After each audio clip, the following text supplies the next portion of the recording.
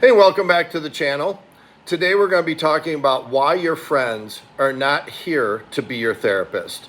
And yes, that also includes friends that just so happen to be therapists or counselors. Now, it's been said that life has a way of testing our will, and it can even bring us to our knees. In these times, our friends can be an invaluable source of support and encouragement, whether it's lending an ear or offering a shoulder to cry on, or maybe extending a helping hand to pick us up. A true friend is there for us through thick and thin, good times and bad. Unfortunately, many people who are in chronic distress can become overly reliant on their friendships, leaning on them for support and validation. This not only places a heavy burden on the relationship, but it can also lead to a very dysfunctional dynamic. And this dynamic can easily disrupt and even derail a relationship. Conversely, a competent therapist is not only trained and educated in such matters, but most important, they approach the discussion from an unbiased, neutral position. Further, counselors often employ some sort of a model or framework to address client concerns in hopes of getting them back on track. There's a focus, a direction, and goals to the conversation. To be clear, what we're really talking about here is more of a venting and advice-giving dynamic, not actual therapy. If these people really wanted to work on their presenting issue, wouldn't they be seeking input from a qualified source rather than going through their phone tree or posting their woes to social media? Think of this like someone drowning in a lake. As they begin to exhaust and take on water, panic sets in. A good citizen sees this and they swim out to rescue him, only to be pulled under as this person desperately struggles to stay alive. I can remember taking life-saving classes as a kid, and the instructor always told us to assess their state. If they're panicking and grabbing at you, you must push them off. You have to keep yourself at a safe distance while reminding them to stay calm. If possible, you could try to take this person from behind, but the goal is to stop the panicking, which is placing both of your lives in jeopardy. Worst case, you may have to save yourself, even if that means letting someone go. Just like the drowning person doesn't intend to endanger their rescuer, a person in distress may not be aware of the strain and emotional burden that they're placing on the relationship.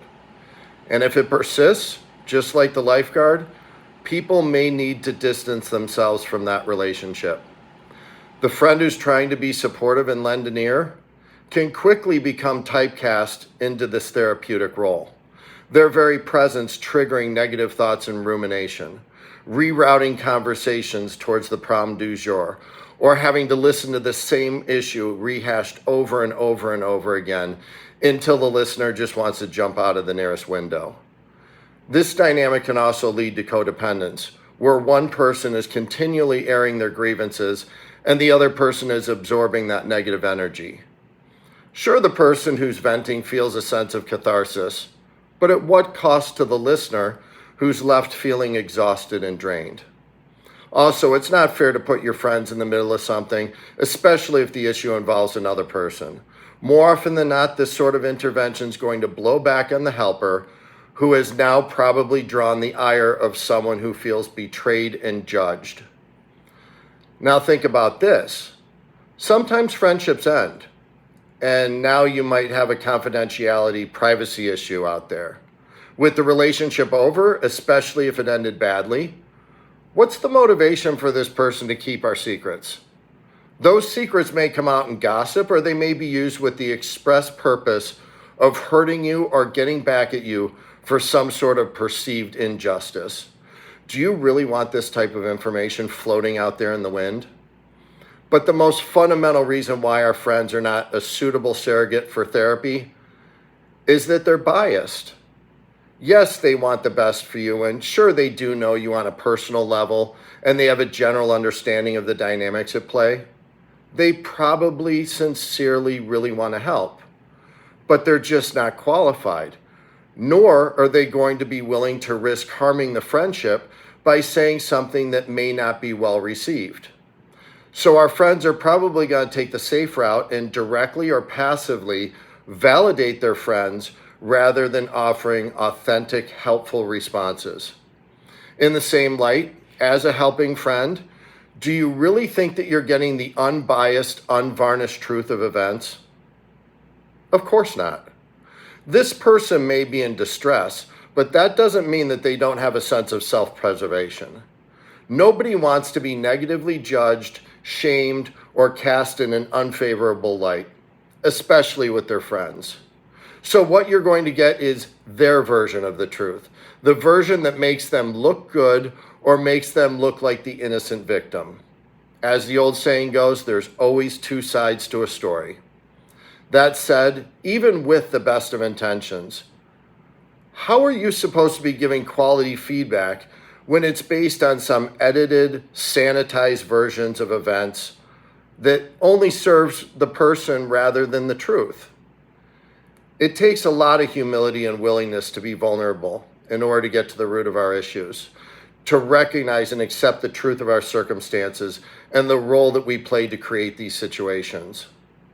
It takes insight and grace to be truly accountable for our actions, recognize our mistakes and shortcomings if we're going to have any chance at solving our problems or correcting course.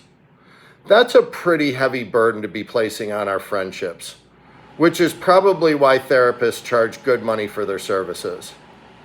By the way, this is also why counselors are in therapy themselves, because listening to the problems and trauma of others is emotionally draining, even if you do have that emotional separation of client and counselor.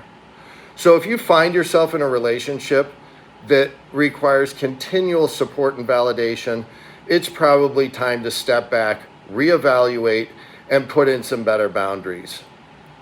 What do I do when I find myself in this situation?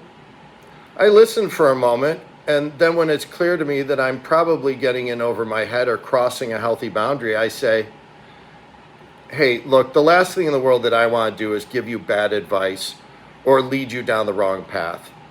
What's good for me might not be the best solution for you. Have you considered looking into therapy, books, or videos to help navigate this issue in a way that would better serve you? And then I just sit there silently.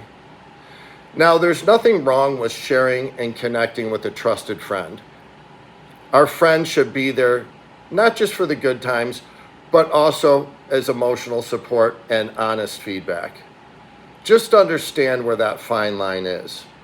So what are some signs that your friend is looking to you as their unpaid therapist? Do conversations tend to lead to or focus on their problems? Does the same issue come up time and again with no discussion or evidence that this person is taking action to actually resolve their issues, i.e., same problem, different day? Do interactions seem to revolve around their issues without any consideration or time allotted for what's going on in your life? Do you feel exhausted and drained after your interactions with this person? Do attempts to change the subject or redirect the conversation fail, and somehow this person always manages to find a way back to telling you about their problems? Do you find yourself planning an exit strategy to end these interactions? Has the dynamic of the relationship changed from normal discourse and activities to feeling more like a counseling session? Do you feel some sort of a duty or responsibility to fix, navigate, or run interference for them? Do you find yourself avoiding their phone calls or hesitant to make plans because you just don't want to deal with this anymore? Sometimes in our desire to help, we find ourselves in over our head, taking on the burdens of others.